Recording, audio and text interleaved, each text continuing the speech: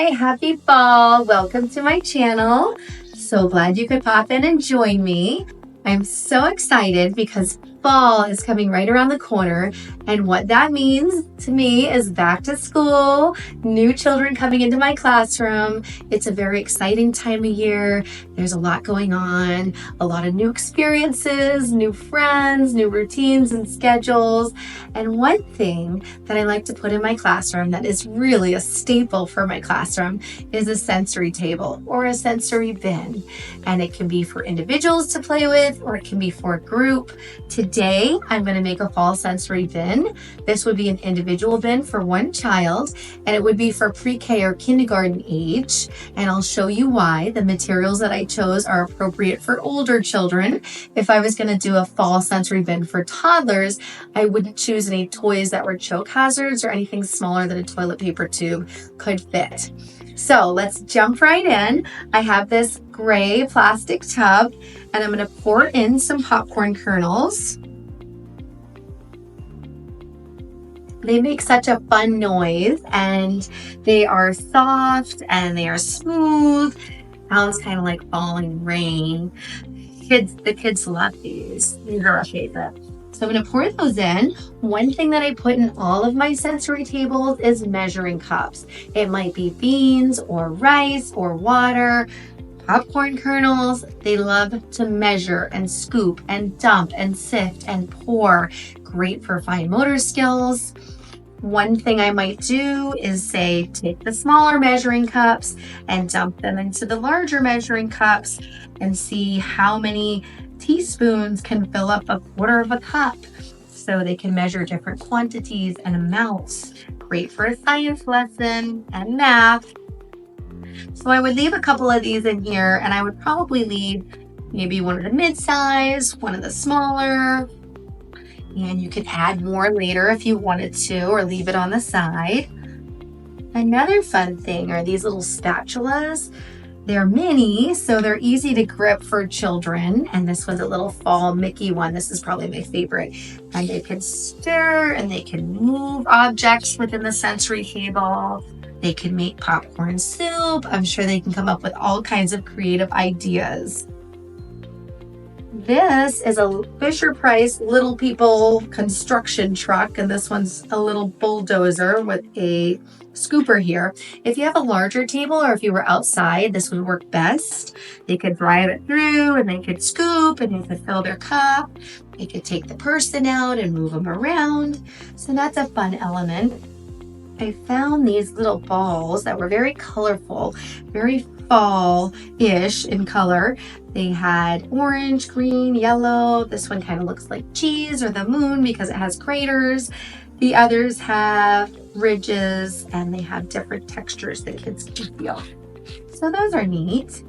I found some foam numbers. There's 1, 2, I have 3 and 4. And I also found some math cubes, and you could take the numbers and you could say, can you match the cubes to the numbers? So there's 1 yellow cube and there's 2 blue cubes, and you could keep going because they match. You can separate them, you can stack them and put them together, again using your fine motor skills. That's fun. I also have Bananagrams. I don't know which pre-K or kindergarten class does not have these. If you don't, they are so much fun and a great learning tool to have in the classroom. They have this cute little banana pouch, which is fun for storage. I pulled out some letters to show you here. So I have fall, I have F-A-L-L. You could hide Bananagram letters in the popcorn kernels. You could hide words, and you could have 5 words written on laminated cards on the table, and you could say find fall, find acorn, find red, anything like that, and you could hide them right in the sensory bin. You could also hide individual children's names or just a bunch of letters, and as different children came up, can you find your name in the sensory table? You could have an easel or try a erase board, and you could write down different words on there and they could erase them when they found them. So it's a little bit of a challenge. Another fun challenge that my kids like to play is a puzzle rescue. And in this case, it would be a farm animal rescue. So all the farm animals would be hidden within the corn kernels. And we would take them out. So there's a little pig, and there's a goose, and there's a sheep, and they'd be hiding in a chicken all around. And the kids would find the animals and transfer them to the puzzle to complete the puzzle. And this puzzle is kind of fun because once they put the animal on the puzzle, it makes the sound of the animal. So the cow will moo and the cat will meow. That's very cute.